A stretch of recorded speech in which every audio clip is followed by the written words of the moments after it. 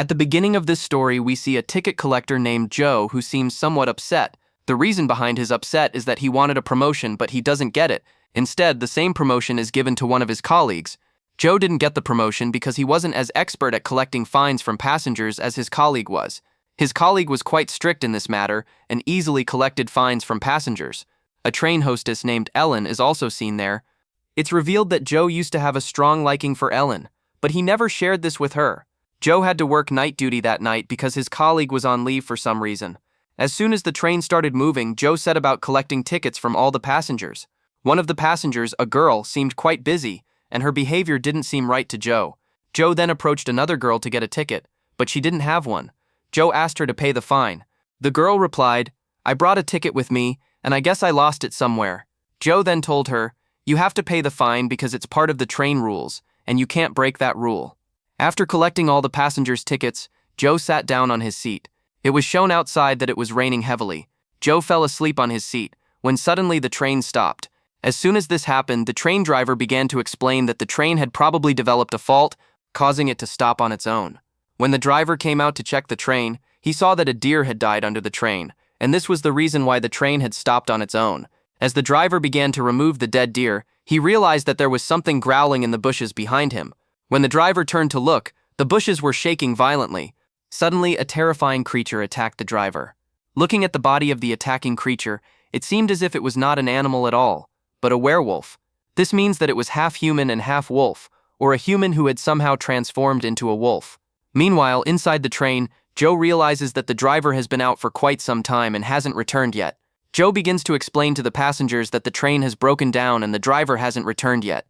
Despite his efforts, the passengers insist they should leave. One of them suggests that they might find network access after a short distance and be able to call for help, but Joe refuses, citing the risk and the danger to his job. The passengers begin to coax Joe out, and he finally agrees, and without caring about his job, he goes with them. It's shown that Joe opens one of his doors. Once the door opened, all the passengers began to emerge one by one, and gradually they all began to move forward. As Joe went a little further, he found the driver's dead body in the bushes. Someone had brutally torn it apart. It turned out that all his intestines had fallen out. Seeing this, Joe and Ellen were terrified and immediately realized that there must be some terrifying monster in the woods who had done this. They immediately began to run away. Panicked, they began to tell the other passengers to quickly get on the train.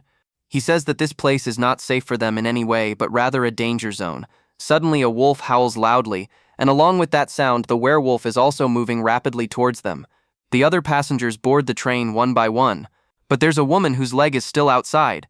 Suddenly, the werewolf comes and grabs her leg and starts throwing her around with great force, but somehow they manage to get her inside. Everyone sees that the wolf has scratched her leg. She is severely injured. They immediately bandage her wound. Everyone is now terrified by her condition. After a while, Joe started calling for help, but he wasn't getting any response. There was a guy there who was quite selfish. He started telling everyone that there was a very scary animal roaming around outside, and that we could all fight it. Then the lady who had been bitten by the werewolf also started saying that it wasn't an animal, because her body didn't look animal-like at all, but rather human-like. Everyone here didn't believe the lady's words because they thought she had seen a werewolf. She was so shocked she was saying that. Just then they heard strange noises coming from outside the train. They also heard the train scraping. Hearing these sounds, they immediately realized that the werewolf had now entered another compartment. When Joe and two other boys went to investigate, they discovered that the noise was coming from the washroom, and in that very washroom was a passenger, the same woman who had been bitten by the werewolf. Her wounds were worsening. After a while, one of the passengers' phones started ringing. It was a female passenger whose phone was still ringing. The girl began to tell them, "We're all in trouble, and the situation here doesn't seem right." Suddenly, a werewolf smashes a window and drags the girl away. They can clearly hear the werewolf's screams as it kills and eats her. Everyone is now extremely frightened and sits down on the floor. Just then, an old man among the passengers begins giving them instructions on how to deal with the werewolf and how to fight it. There were eggs lying around, which they each took in their hands and, using heavy objects, closed the train's windows and doors. The injured woman had begun behaving strangely. Her husband brought her water and thanked Joe. Just then, she began vomiting blood, and everyone saw that, along with the vomit, all her teeth had fallen out. The selfish man then declared that she had been bitten by a werewolf. That's why she's now infected, and in a short while she too will become a werewolf. Hearing this, the woman's husband became angry. Everyone insisted that it was nothing, but that she was sick, which was causing this, suddenly made Joe realize why one of them was seeing less. In fact, it was the same man who had gone to the washroom, and this time he was still in the washroom. He went to the washroom and started urging him to come out quickly, because the werewolf was now standing on top of the train. The boy inside the washroom then began to wash his hands. But there was no water coming from there, when suddenly the werewolf came in and brutally killed the man who had come there to help, even though he was now dead.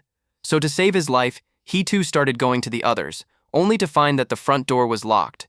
Here, for the first time, Joe sees the werewolf, who looks quite terrifying. The sight of him leaves him completely stunned. Just as the werewolf was about to attack Joe, everyone opened the door, secured him and quickly closed it. But the werewolf was very powerful, and he managed to get inside.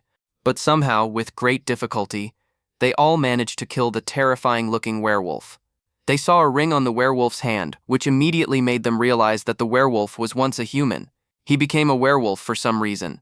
This meant that he too had been transformed by a werewolf bite.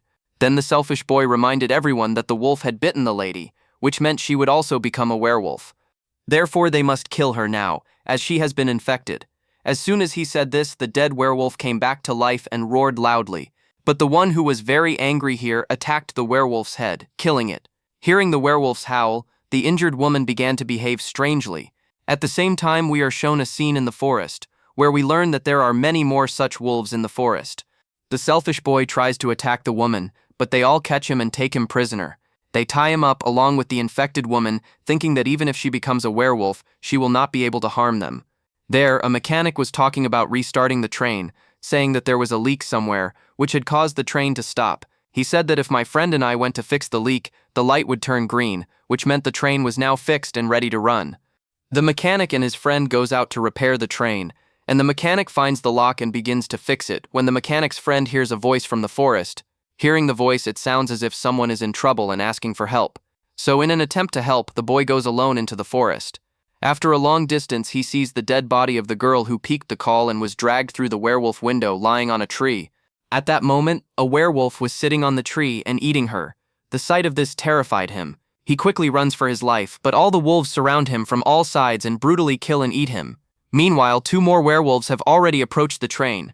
Right there at the very spot where the mechanic was busy repairing the train. When the werewolf started peeking under the train, the mechanic pulled his legs up so he wouldn't be seen. Inside the train, Ellen and Joe notice the green light has come on, and they quickly start the train and begin to leave. But they had no idea that the mechanic was hanging right underneath the train. Meanwhile, the lady had also become a full-fledged werewolf.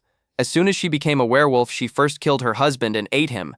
The girl who didn't have a ticket stood in fear, when suddenly a werewolf came from behind and grabbed her too. Now, instead of helping the girl, the selfish man hands her over to the werewolf, because this man didn't care about anyone's life except his own. After the woman ate her husband, she was about to attack the selfish man. But Joe came from behind and killed the woman, saving the selfish man. But then by mistake, the mechanic causes another leak, and the train stops. Ellen asks the selfish man about the girl he handed over to the werewolf. He says that she had already become a victim of the werewolf. Now Joe had saved the selfish man's life, but he leaves, leaving them in trouble. And now Ellen and Joe are surrounded by werewolves from all sides. Then just in time, the mechanic arrives and using the train's fuel burns the werewolves to death, saving Joe and Ellen. While they both escaped, the mechanic falls into the werewolves' hands, who kill him. In this situation, Joe begins to pour out his heart's feelings to Ellen. He says he loves her deeply and asks her to run away. Ellen is deeply saddened by this, unwilling to leave Joe alone in this predicament, but she reluctantly leaves. Then the werewolves attack Joe. Ellen arrives at the station and sees Joe's name tag in her hand. Meanwhile, the selfish man begins to think that perhaps he has escaped the werewolves. But this was his biggest mistake. Werewolves had already appeared from all sides, and Joe was among them, as he too had now become a werewolf. All of those werewolves together killed the selfish man. With his death, this dangerous movie ends right there. Don't forget to write next in the comments to watch more dangerous and heartbreaking movie explanation videos like this. Thanks for watching.